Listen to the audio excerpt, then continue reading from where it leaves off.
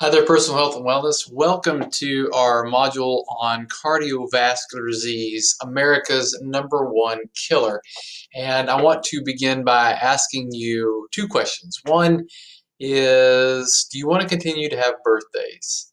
And if you answered yes, that means great, but that means also you are plugging yourself into the greatest risk factor of cardiovascular disease, and that is age. Number two is more of a statement than definitely a question, but it's better to see an orthopedic doctor often than to see a cardiologist once. And what we're saying by that is a few years ago, I had a colleague ask me why I wanted to run so much. And this was a physical therapy colleague. And it struck me kind of odd because I felt like running was somewhat of a positive thing to do. But to him, he still felt like a lot of bad information that was out there was correct, and that is that running is bad for your knees. And I said, well, why would you think that running is bad for your knees? And he said, well, you only get two knees, and you'll run them out. And I thought, there's nowhere that has ever said that, and I actually will cite this later in some areas that have to do with fitness, but the statement is, even if you got hurt doing some activity, like you hurt your knee, you're better off to go see an orthopedic doctor a whole lot than to ever have to go see a cardiologist, because that's just a really bad doctor's office to have to visit, because we only do get one heart, and it's very difficult many times to operate and change things about the heart. So we start there. We know it's America's #1 killer. We learned that in Module 1. Here are some premises to think about. It's a disease of both the heart and the blood vessels. And so when you go back to the very first part of this, you see some blood vessels located right in here. And those are the vessels that we want to think about first. Those are our coronary arteries. But then we also want to consider how the rest of our vessels from the heart out in the periphery of the body are affected by the heart as well. So why should you worry about it? Again, it's America's biggest killer. Number two, it can greatly decrease the quality of your life.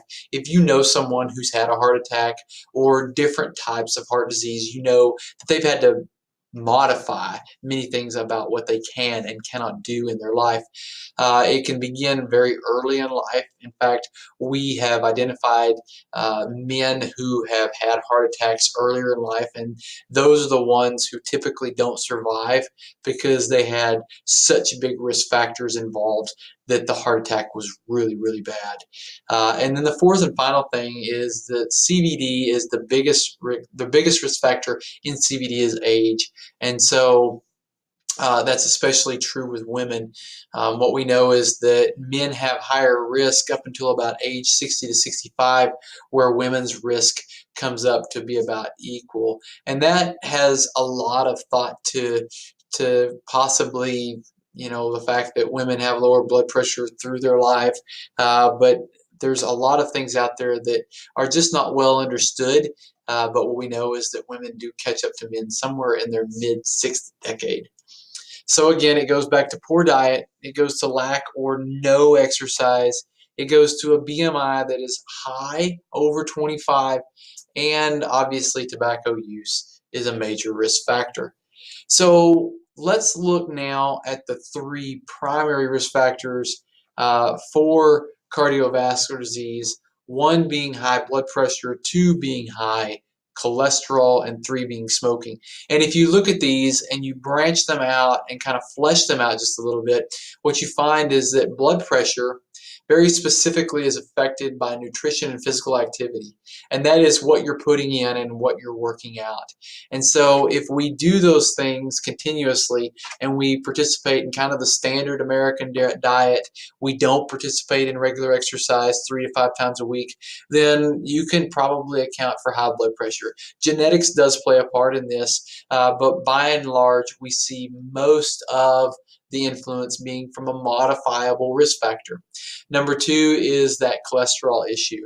Now, I do need to stop and kind of asterisk this, that cholesterol does have a larger genetic connection than it does a modifiable risk factor connection. But I did include nutrition and physical activity in there. But what we also know is that cholesterol is a thing where genetics plays a role in how our body manages cholesterol. And so we know that not all the time nutrition is the biggest influencer of cholesterol. And then the third thing, smoking. This is a primary modifiable risk factor. The one thing that a person can do immediately to change their health status. It is the actual cause. Remember when we looked at Module 1, we gave you the primary or the causes of death in America, and then we said now these are the things that actually cause them, and the number one actual cause was tobacco. And so it's a primary modifiable, but also the number one actual cause of death in America. But it also has an influence into high blood pressure as well as cholesterol.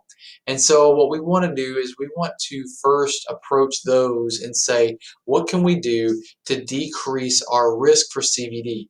The first thing we can do is keep ourselves away from tobacco, manage our cholesterol if we have that issue, and take care of our blood pressure as we should. So a lot of that is a compliance issue. What about heredity, though, as far as the whole picture? Well, non-modifiable things tend to be influenced by modifiable choices. And what I'm saying by that kind of comes back to nature versus nurture. It's very well documented that genetics can play a role, especially we just talked about in cholesterol. But what we also know is that by virtue of the way a person is raised, if they have a genetic predisposition to cholesterol and not being able to develop good cholesterol habits because of the way they are raised, then they are doubling their risk. And so what I'm saying here is many times a person is nurtured into a diet and into a lack of exercise. And so when that happens, what we have to assume is that their risk is going to double to maintain that high cholesterol. And where does high cholesterol leave us? Well, all kinds of different cardiovascular diseases, but also stroke as a big risk factor. True non-modifiables haven't changed, but they are the age. That means you're going to continue to have birthdays. That means it's your gender. Men, again, have a higher risk than women until their mid-60s, where it starts to level and equivocate. Ethnicity is another issue where we know that certain ethnic groups, specifically Asian and Hispanic, will have higher risks of cardiovascular disease. I'm sorry, I said that wrong. Caucasians will have higher risks than Asians and Hispanics of certain cardiovascular disease. And the unique thing here is this link right here that I hope that you will take a visit to. And that talks more in depth about if you have risk that is non-modifiable to cardiovascular disease. With that, how does cardiovascular disease affect your body specifically? Well, these are a few of the leading cardiovascular diseases, and I want to point some things out about them as I go through. But atherosclerosis, seemingly one of the most dangerous conditions that can come about because of what it is. It is a literal hardening of your arteries. And so your arteries should be very pliable, meaning that they flex and move and they kind of expand and contract according to the blood pressures. But what happens is as that artery or vein gets more sclerosed or hardened, it has a very difficult time with that expansion. And so blood pressure, it becomes more difficult to manage. Another thing that we know is that as a artery will harden, it will develop some plaques. And you'll kind of see that as we go through the talk today. The number two thing which is the most common cardiovascular disease occurring in the US, is hypertension or high blood pressure. And it affects nearly half of American adults. And so normal blood pressure, documented right here, is 120 over 80. And I want to draw your attention to a very specific point, that anything over 140 over 90 is considered high blood pressure or hypertensive, especially if it's found in that range consistently. And so one of the things that you'll have to do is go and find out what your blood pressure is. And you can do that generally by going to a drugstore and sitting down in their little machine. You may have your own machine or stethoscope and sphygmomanometer at access to where you can have yours checked. But one of the things we're going to ask you to do in your risk assessment is to find out what your blood pressure is, or maybe even call your doctor and say, hey, the last time I was in, what was my blood pressure? Usually, if you are having a regular physical or getting checkups by your doctor, you're going to have a better monitoring system on what your blood pressure is, and they're going to take care of that for you. But I would still say this: you're your best healthcare provider, so please make it a point to monitor that. I know that I look at mine about every 2 or 3 months just to see and make sure. Hypertension runs in my family, and so I want to make sure that I'm doing everything I can to keep an eye on that. Coronary artery disease is kind of a unique condition where it is an artery disease, but it is the arteries that are on the heart muscle itself. And so it goes back to that first picture in the first slide of today's talk, where I was showing you the coronary arteries themselves. And this is an ischemia issue, meaning that the arteries get blocked, and that's actually what leads to the condition known as myocardial infarction or heart attack. It also leads to a condition known as angina, which is just a general chest pain. And there's a lot of things that need to go along with this, but chest pain can occur, and it could be something from, listen, I'm walking or I'm exercising and I notice that my chest begins to tighten and it hurts when I do that. Well, that speaks volumes about your heart health, and that angina state is a very serious thing. And if that happens to you specifically, then you need to be aware that you need to be monitoring that as well as underneath the doctor's care for that angina. The real risk is when that happens and it doesn't go away and it actually shows signs of what a true heart attack looks like, meaning the pain is going down kind of that left arm and you're developing jaw pain, headache, nausea, possibly vomiting, shortness of breath. Those are the big issues to look at for heart attack. And so we know that this risk is very high. An arrhythmia, which is an abnormal electrical impulse in the heart, which can happen either at the defib or I'm sorry, at the atrial or the ventricular area. And this type of arrhythmia can occur very quickly and early in life. And when it does, it changes your ability to participate in certain things, specifically exercise. But it doesn't mean that you can't or shouldn't exercise. What happens is they just need to modify and monitor. And so you'll feel kind of a flutter. Your blood pressure will be different, typically not in a good way. And you'll notice that this is a very difficult thing to get over, at least with not having some type of medication or even possibly a surgical procedure. And so that is another one. The last one that I want to talk about here is congestive heart failure. And many times we just leave this termed as heart failure.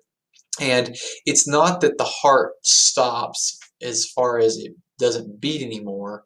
That's called sudden cardiac arrest. Heart failure means that it's just not working as well as it should. It can't really keep up with its workload. And typically we see this occurring in an older aging population, but it can happen at an earlier onset in life as well. So we have to consider how this non-modifiable risk factor kind of comes back in. And a little activity that I like to do here is I like to think about me right here in the first square. And I like to ask myself, out of these 6 people right here, have any of them struggled or suffered with any type of heart issue? Because if these 6 people have, then it typically is a good indicator that the non-modifiables are going to affect me. Again, the greatest risk factor for cardiovascular disease is age. The higher your age, the more risk you have. And so we can't really do anything about that, right? But you can be aware that your parents and their parents may dictate a lot of that, and then that can help you understand your risk. One of the things that I like to share at this point is that my mother passed away from a heart disease. My uncle had heart disease. My grandparents all had heart disease. And so that motivates me very much to want to modify what I can. That means I'm not going to smoke. That means I'm going to watch my blood pressure. That means I am not going to ignore cholesterol when I get my blood work every year. And you know what else it means? It means I'm going to continue to exercise and I'm going to continue to eat better. And I'm going to watch, what does the data say about what is going on in the nutritional world that improves your heart health? And that's a tricky one. And we're going to talk about that in a later module. So we go in here and we look at these things again and we say, so if cardiovascular disease highest risk factor is age, let's look at what the highest risk factors that are modifiable. Hands down, you got to look at this and understand that tobacco use is the greatest modifiable risk factor. So we have age is the non-modifiable, tobacco is the modifiable. Hypertension is another one. What is that? Again, that's blood pressure. Are you watching your blood pressure is the question. And that means that you're monitoring it daily. And if it's consistently high all the time, you may be prone to seeking out medicinal therapies for that. You probably know several people who use some type of medicine to control their hypertension. I want to just kind of put a plug in here. This is not official, but I would do everything I could to not take a daily prescription for hypertension. There are so many other things that go on with that type of drug that I think if you did a little Google search that said, what are the risks of hypertension drugs, it would blow your mind. And so I'm not saying that if you're on a hypertension drug, you should get off of it just on your own, because you shouldn't.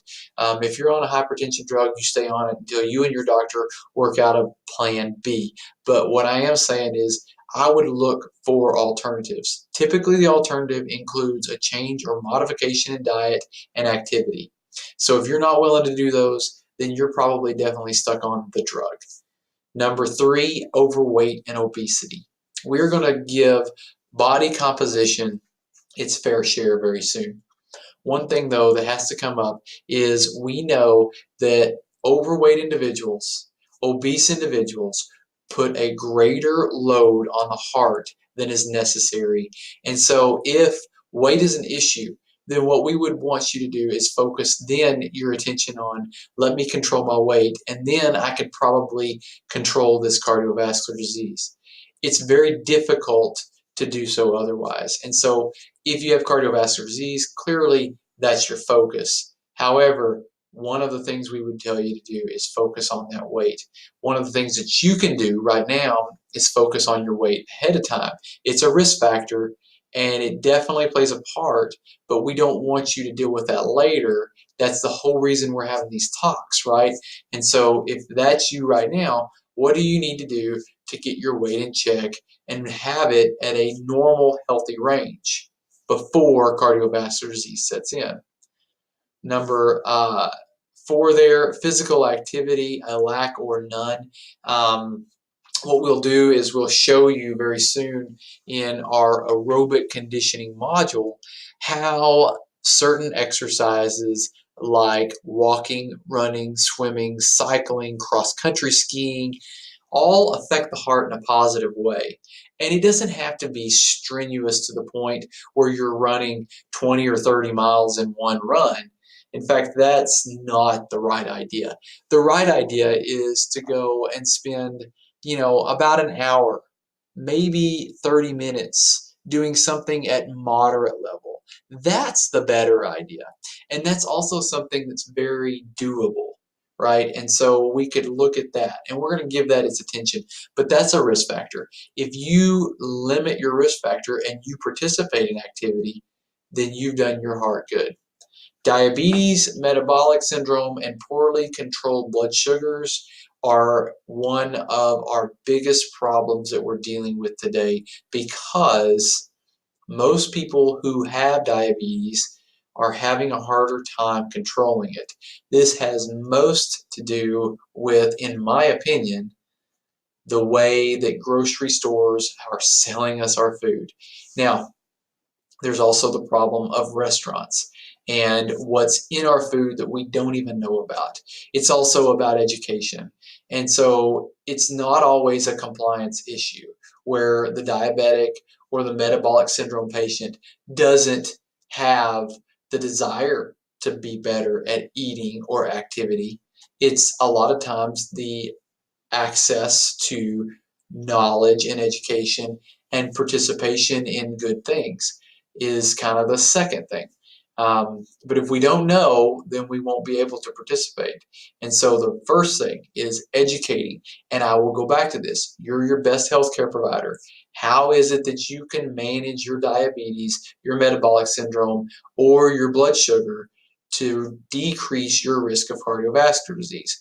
What we know is that the diabetes and cardiovascular disease that goes hand in hand with patients, typically almost once one starts, the other comes in. And typically it's because diabetes was there first and heart disease comes in second. And so what we want you to know is that you have to control your glucose. It's important. You've heard this probably if you're a diabetic from your doctor, but also if you've never been diagnosed as a diabetic, you need to control your glucose. And that means decreasing processed sugars, processed foods, of a ton of sugars that you're taking in that you would think otherwise to be a good thing, like in some fruits and vegetables. But it's something that we have to monitor, because the more what we looked at more and more is that consistent insulin level spiking is causing some higher risks to cardiovascular disease as well. Down there at the very bottom, I've linked stress, and one of the things that we have long since heard is that stressed people have heart attacks, right? That's nothing new, and should be probably the easiest risk factor for you to identify.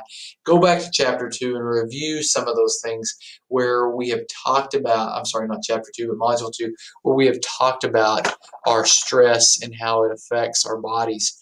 But what you saw there was that chronic stress, keeping that blood pressure high, keeping that heart at a more higher stress level, that's what's causing us to develop cardiovascular disease later. And so it's not that healthy stress, right, that gives us the biology of courage. It's the stress that we're not dealing with in a good way. And then finally, poor nutrition. And I could talk a lot about this in cardiovascular disease now, but I'm going to save that. Nutrition is such a big issue because it is the one thing that we will all do every day, regardless of desire. We will all eat. And what we eat is very important for what we're going to become. You are what you eat. That's nothing new. But here's also something that's nothing new. Food is medicine. You can either take it now or take it later. Remember from module 1, choose your discipline. You can choose your regret. Choose your pain. Choose your pain of the discipline or choose your pain of regret. And that's how we should operate when it comes to food, when it comes to activity, and how it relates to cardiovascular disease. So, a little more here, because we are going to talk about diabetes a little more in depth, but I do want to kind of pin out a few quick facts for you. Number two, type 2 diabetes, which is the type that comes on later in life and typically has to do more with insulin resistance, is long-term causing damage to nerves and vessels of the heart. And the American Heart Association says that 68% of people 65 or older with diabetes die from heart disease. They're not dying from diabetes, they're dying from heart disease.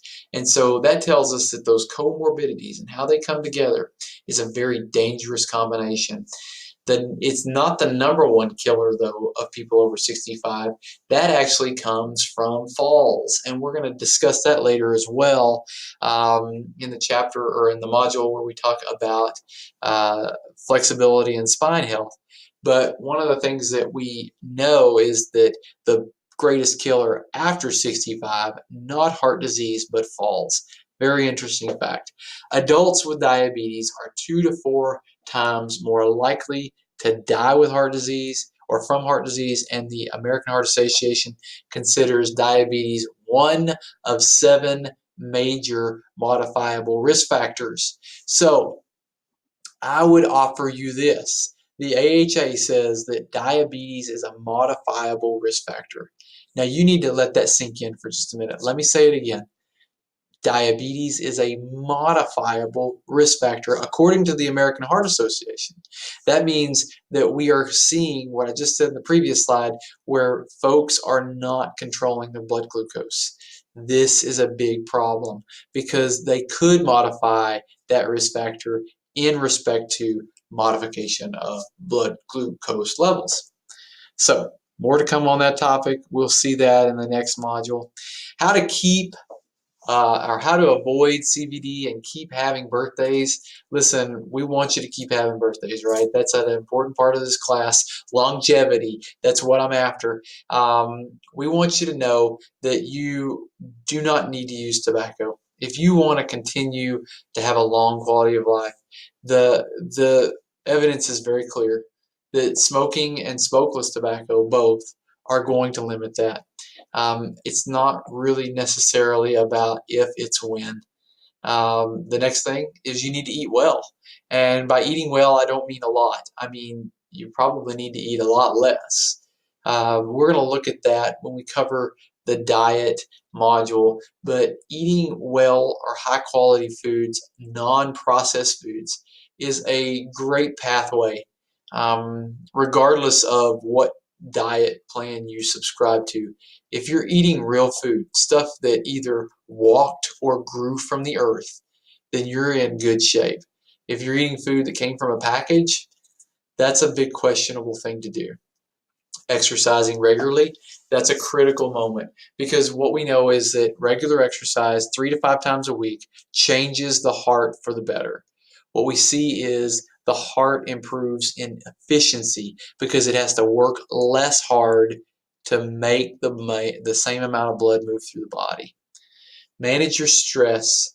We're going to go back to module 2. We're going to say, what are the things that we needed to do to manage our stress?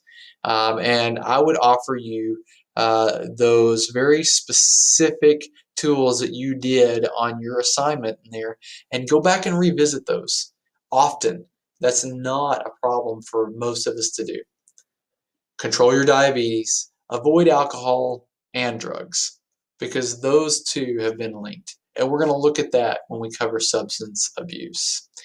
I hope you enjoyed this. I hope you picked up something. Go ahead now and take your risk assessment, and I can't wait to see what you find out. Talk to you soon.